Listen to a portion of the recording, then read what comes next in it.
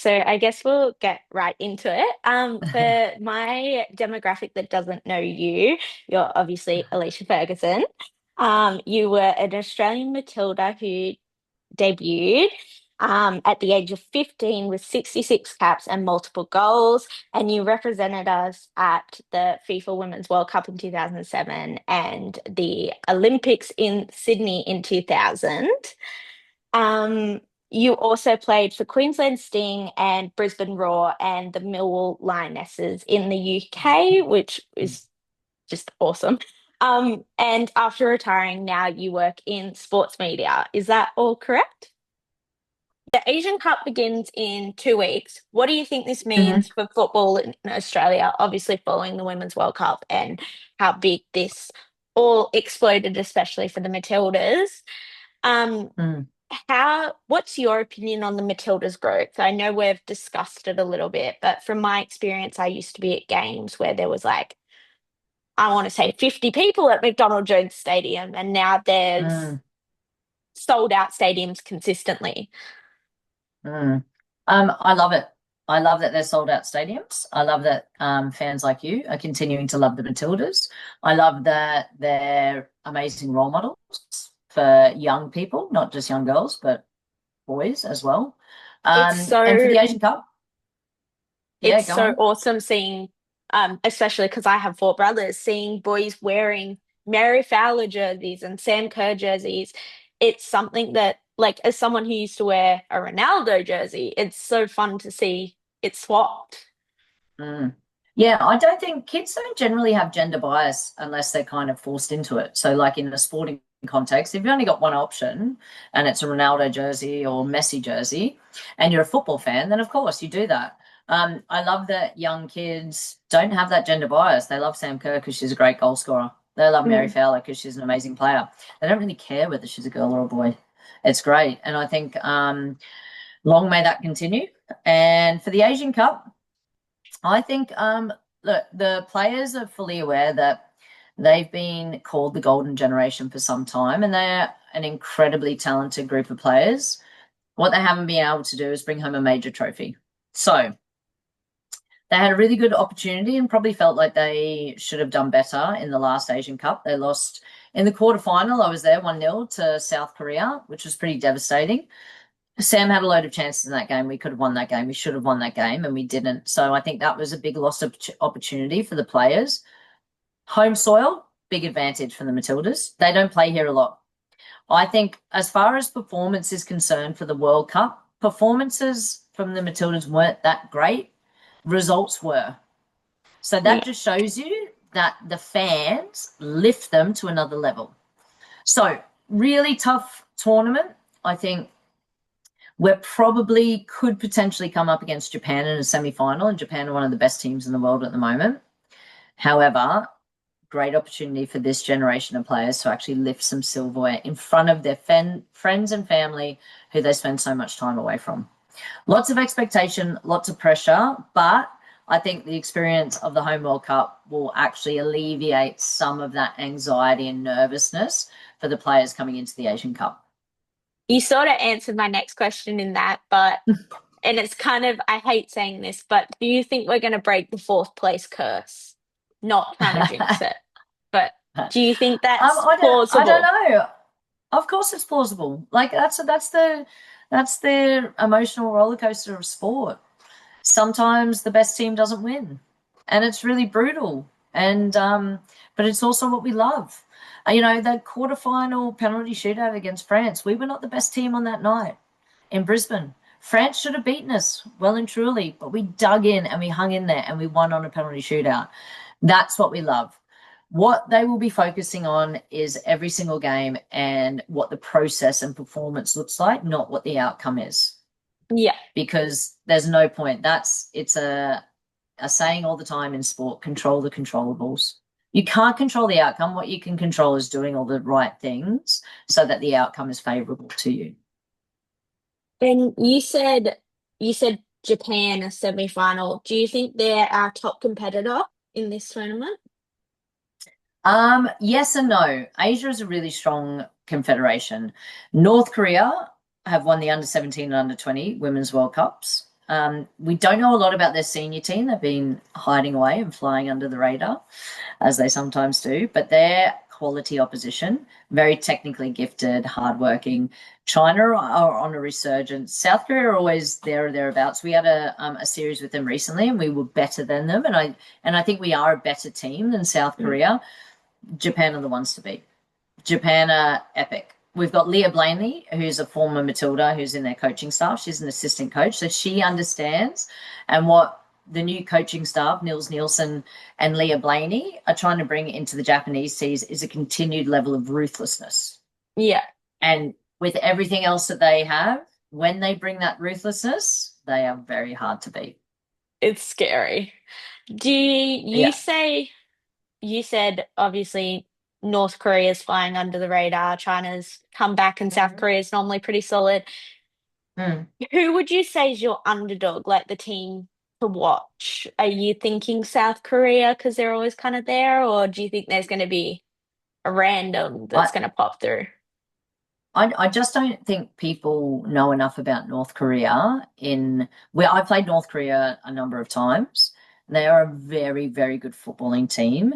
And the fact that they have kind of disappeared for a little while, they got a few sanctions after a tournament for doping and stuff.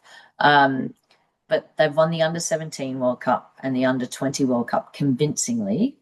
And that is no easy feat. So if you think of what they've been doing behind the scenes, leading in, and already have that procession of players from 17-20 into the senior team, North Korea are a force to be reckoned with. And I think they're going to be on the resurgence back on the world stage. It's coming back. They're gonna. it's We need to it's watch great. out. No, we yeah, look, it's a really strong tournament. There's 12 teams. It's like really condensed. Like I said, Asia is a really strong confederation. We know what we're up against. I definitely feel like Joe Montemuro coming in and seeing how we played against New Zealand in the recent series. I'm far more confident of us being cohesive and playing some really attractive free flowing football compared Mm. to what had happened and how kind of the end of Tony Gustafsson's tenure was. Where Joe he understands the players, he knows the players, he's got a very calm demeanor. And I think the players are in a really good place to do something special. Joe obviously has worked with a few of the players before, which I think. Do you think that's going to create a major role in his place as coach, or do you think that's going to be he's going to start fresh kind of thing? No, no, I think everyone, the players know Joe. What Joe is a good human. He cares about the players. He is a very sophisticated football tactician. He also understands that the cohesiveness of the group is really important and everyone feeling confident because whatever tactics he wants to employ and changes that he wants to employ within the structure of the team start with a really positive culture and a really supportive culture. And that's what Joe brings. A real It's beautiful exciting. level of like focus but calmness, like a He quietly gives off confident that and vibe. calm human. Yeah. Yeah. He doesn't try and hide things. He understands like people know what tactics and stuff like that. Sometimes coaches try and keep everything a secret. There's certain things he won't share, but he's very open and he's very transparent. And he's like that with the media and with the players as well. And I think that just breeds like trust. He has trust. He kind of gives me, from my personal, like, he kind of gives like an Australian dad sort of vibe. Like, he's just so calm and trusting, which makes, I don't know, the rest of the fans feel calm from like a fan perspective. But that's obviously Yep. the same for the players as well. Um, Yep. you obviously played for Brisbane Roar. Mm. Um, Do you think this Asian Cup's going to have an effect back on the A League again? Because obviously, in the media at the moment, there's a lot about making our women's teams professional and paying a living wage. When I discussed with Hmm. some of the Jets players, they were talking about their personal jobs that they work as well on top of this whole Mm. playing professionally, and that's their dream. What's your opinion on this? Are we going to get more money invested? Are they going to be able to play properly without working other jobs in the leagues like the WSL and that, make it professional and a full-time role? Do you think the Asian Cup's going to help with this, or do you think it's still a battle? I think it's still a battle. I think they're two separate things. I think hosting international tournaments is great. I think just as a comparison, it's 2026 now and you're talking to players about full-time jobs. I played the first iteration of the W League for Brisbane Roar, 2008, 2009, where we won. And I had a full-time job and was probably getting paid a little bit less than these players, but wasn't too much different to what I see now. And some clubs are different. The Melbourne Cities and Melbourne Victories have more resources. But across the board, even the fact Ante Juric, who left Sydney FC, wasn't a full-time coach.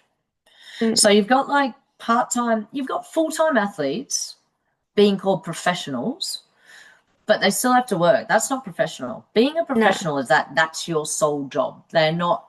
So there's still a level of full-time athlete and having to work um, in certain clubs in certain areas. So it's not a fully professional league. So we're still battling that uphill.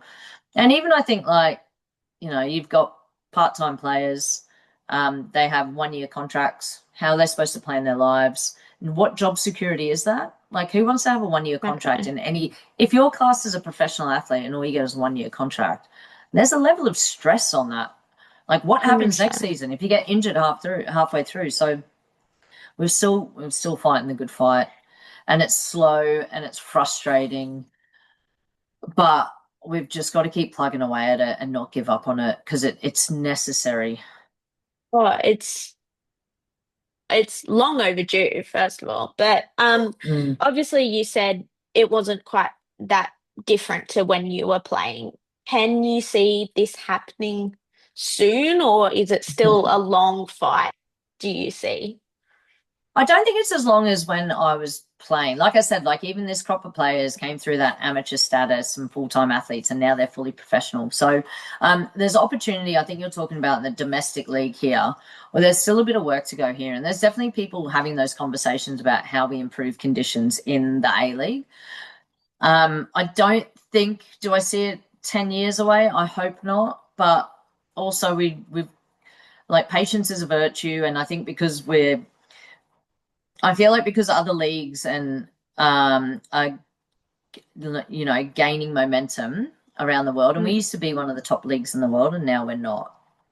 So mm. our players will need to leave to go and play professionally and have a professional environment elsewhere, which is a real shame. We want to start attracting players and actually attracting some of the Matildas back who are ready to finish their career would be great. So long-term project, let's say a mid to long-term project. It's not going to happen overnight, but we got to keep pushing and got to keep fighting for it. Yeah, you kind of flowed into my next question. Obviously, yeah, Caitlin Ford, I can list them all, have gone to the UK for that professional environment.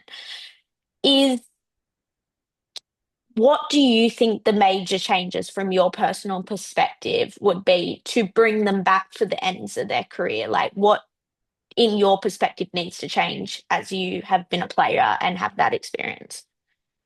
Um, their compensation, like their remuneration for what they are. They're getting paid what they deserve to be getting paid as professional athletes now.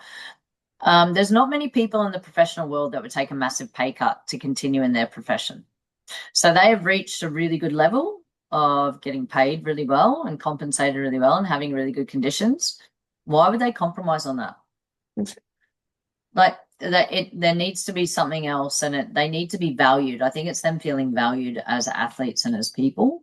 So they're feeling valued now, and we can never compare with the men because the men's ridiculous money, but they're getting paid well and they're getting Yeah. compensated well and their conditions are good. So to then drop back down to when you turn up and like there's no toilets at an A League training ground. Like for one of the A League women's teams trained before a grand final on a terrible pitch, and there was no working toilets or running water a week Well, before a grand final. last week at the Jets, there wasn't even a scoreboard. Like, the scoreboard was broken. Like, it's just so, and I'm there every week. Like, the scoreboard Yeah, said Adelaide and then it snapped off. Like it's the most basic things aren't even happening. So of course they're not going to come back to deal with that. not not at the moment. No chance at the moment. And I think that's the right thing for them too. What we need to do is try and keep them in the game in some way, shape, or form in Australia. How that looks, I'm not too sure. A lot of them have established lives over in Europe. Partners, wives, whatever. Houses, they've bought houses. They've really settled over there. So depending on what they do, it's similar in the men's game. There's a lot of ex-Socceroos who live in Europe now because they spent most Mm. of their time there. So that's home. Like they Yeah. make that their home. There's no reason for them to come back to Australia. And I think we need to be respectful of that as well. Oh, 100%. Does this, from your perspective, is this going to have an impact though on our future Matildas though? Like having, say, the young Matildas that are playing right now in the A League, Hmm. are they still getting what they need to get to that point and become professional players, or it's still another thing we need to change? No, look, I think what the really great thing about the A League is that you're getting all these young players, the Willa Pearsons, like the youngsters, getting an opportunity to play senior football at the top level domestically in Australia. That's not to say that they're probably going to have to go overseas to get different experience and better experience. But sorry, Kens, I have a puppy under my desk who's wrapped up in a cord. No, he's okay. Sorry, I'm puppy sitting Stanley. I'll show him at the end of this. But yeah, they're going to have to go overseas to really get that kind of professional environment experience. And sorry, I'll grab him while he's here. But yeah, it's a real shame. Oh Hi my everyone, this goodness, is he's so Stanley. This is tiny. I know this is the Hungarian Vissla Stanley, who Oh I'm my puppy sitting goodness. today. Say hi to Kenzie and all her mates. This will be probably the highlight reel, Kenzie. Honestly, that'll probably be what gets people in. Stanley, he's the number Yeah, one. just get Stanley. Say go Stanley's Matildas, the go real one. Matildas. He's Mwah. so Sorry for cute. that interruption. I know Oh he's adorable. no, that was worth Yeah, it. That was worth it. yeah. Good. He's awake now. He's gone for a little stroll.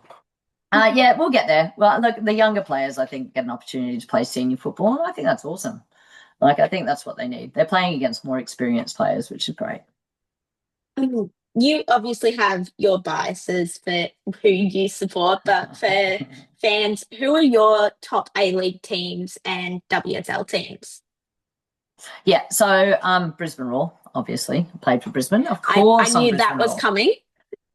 Yeah, no, I've always been an Arsenal fan, and I was an Arsenal men's fan for a number of years. So Ian Wright, Dennis Bergkamp, Patrick Vieira back in the day, like the Invincibles, was who I loved to watch. My family's also Scottish, so I'm a Glasgow Celtic fan, half a Rangers, half a Celtic. So Henrik Larsson was also a massive, like, I so fangirled him. He was a striker, amazing player. Like Henrik was a Swedish striker, had dreadlocks, brilliant player for Celtic.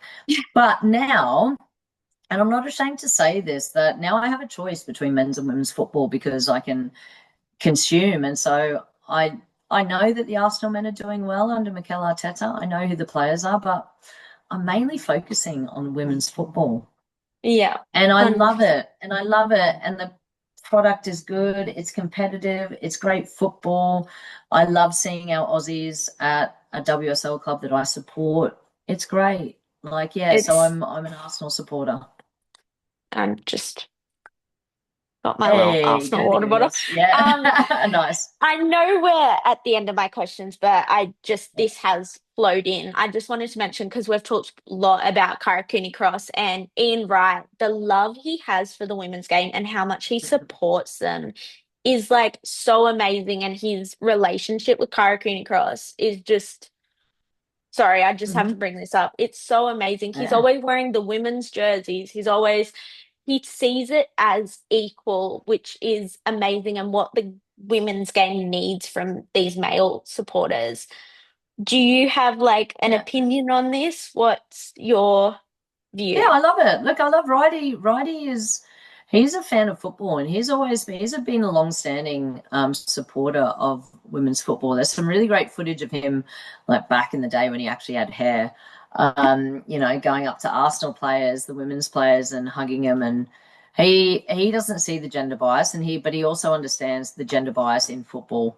So women need allies, and we need really vocal allies, and we need people who genuinely support. Righty isn't doing this for his own ego or for social media likes or anything. Mm. He is passionate about equality. Yeah. And I think we really need to embrace that and just appreciate that, we need male allies. They're the ones that have the foot in the door when we don't. And he can kick down the door and then drag us with him, and then Well, put us forward facing. But sometimes you need help getting in the door first, or a seat at the yeah. table first. And Righty is brilliant at that. Well, he kept commenting on Cara Cooney-Cross before she moved to Arsenal, and I feel like that was Yeah. another little push that obviously she's an amazing player, but having someone like that point her out, I feel definitely helped. Look, Righty, he's a baller. He's an absolute Oh, baller. He's he's one of the so most cool. like He's so cool. he was an amazing player. Like he was that Arsenal team back in the day, and it was when Dennis Bergkamp signed as well. Those two are just incredible, creative, gifted players. So, talent recognizes talent, and exactly what Righty sees in himself of being a little bit of a pest and a bit cheeky is what he sees in Kyra Cooney-Cross. So he's Yeah. like, she's a baller. She's brave. She's bold. She like doesn't take a backward step. She's got silky skills. Like she's got that X factor, doesn't she? So, yeah, it's awesome. Like how great for Kyra having someone like Riley Oh, just going, you are brilliant. Crack in on. her That's great corner, for your like, confidence. woo. Crack on. That's Oh. amazing for her confidence because he wouldn't do it if he didn't mean it. And I feel like, again, kind of like Joe, he gives off that true love and that true honesty, kind of those sorts of people make the sport, if that makes sense. Yep, absolutely. I think what we want to do in women's football is not exclude. So I think the frustration in men's football is that there's been a lot of excluding for a long time. And so there can be, we as women, we want the opportunities that some men have been given in front of us. So we want to keep fighting for that. But we don't want to exclude people who are truly passionate about it and are true allies and are really fighting for equality. They're not fighting for men or women to be higher than each other. They're fighting for the equal pay, equal conditions. So we need to really just continue championing them and like celebrating those people as well because they're really important. And I think Ian Wright just is that in one whole big person, like a person. He's just everything you just Yeah, said. he's a living And legend. He's a legend. oh, all the when I went to the armory and that, all the posters of him everywhere. He actually had hair in them, and it was so cool. I know. Um, He's a baller. my last question was probably the VAR, and this is actually a question from one of my brothers because he's recently gotten really into watching the women with me. Hmm. But he always gets angry at the TV about how there's no VAR in women's Mm-hmm. comps a lot, except for the Champions League. And what's your opinion on this? Is this something you want to bring in? There's obviously good and bad of both sides of it. Is your brother frustrated because he thinks that there's been poor refereeing decisions? He just doesn't understand why it's more the equalness, like why the men have it and the Yeah, women why the don't. men have it. That's more the bit that Yeah, gets him. and I ask that question because there's a lot of football fans that don't want VAR, and there's a Because of lot the of players that refing. don't want it. Well, I think sometimes it definitely ruins the flow of the game. Yeah, there's some big moments. I think goal line technology has always been good because it's very, again, it's linear. Like there's no subjectiveness in it. I think VAR has complicated what already is a complicated job of referees and assistant referees. Mm. I also think, yeah, there's big moments in sport, but players make mistakes day in, day out, every single day. So then to try and eradicate all the mistakes of the referees is because there's still subjectiveness and camera angles and you can't break things down. So now they're just adding in layers of decision making, which I think is incredibly confusing. Um, and I don't know. I think we all make mistakes. There's a Yeah, beauty in human error. we're Like, all human. and it's we're all human. I'm not sure it's been a resounding success. I'm quite happy walking away from a game if a referee I think has made a terrible mistake, because I probably haven't had a perfect game and it may have cost a big result, but you know what? That's life. Life isn't fair. And sometimes through intent or no intent, things don't go your way. So for me, I'd much prefer to just play the game and just crack on Yeah. that way. So are you kind of Um, saying leave it out of the women's game, leave it where it is? Yeah, I think so. I think so. Just like I think we just need to continue similarly to a lot of the referees still aren't full-time professionals. So also as a referee, what's really challenging is you can't like as a footballer, you can train to be a footballer. So you can do kick-ups or you can play the ball against the wall, do whatever. As a referee, you need to actually be in a game environment where you're making decisions. So as far as training is concerned, they just need to referee lots and lots and lots and lots of games, but none of them are professional. Very few of them are professional. So to get that level and amount of games in a really high pressure environment, decision making and stuff is actually really challenging. It's a hard role. I don't know. I think we need to give them a break. It's why people don't want to referee, because it's more pressure than being a player. Oh, 100%. I like even games I'm at where fans are like full screaming at the referee, not the game. It's like that's one person. Like there's I human know. error. Seriously. It's I would be Yeah. terrified personally.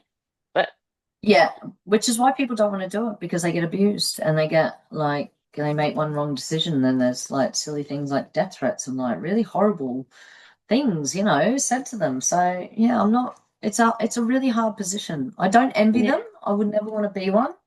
I'm not sure VAR supports them as much. I think it's just making it more challenging.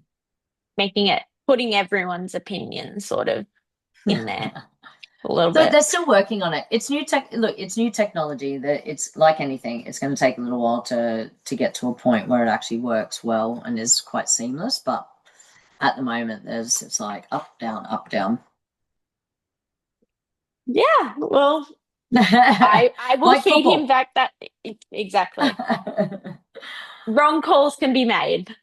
But yeah, Yeah. I think that was all my questions. So I just wanted to say thank you to you and Stanley, our little guest star that has popped up, for doing this because obviously a few of my fans submitted questions just for you and that, and they can't wait to hear them. So I just wanted to say thank you so much for meeting with me and giving our platform to younger girls a bigger place. No, thanks, Kenzie. And I think what you're doing is great work. And for all the fans out there, yeah, we're all doing a great job. Keep cracking on.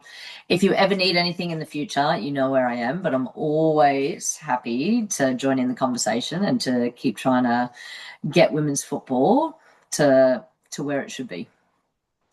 Okay, awesome. Well, thank you so much. Thank you. Thanks, Cans.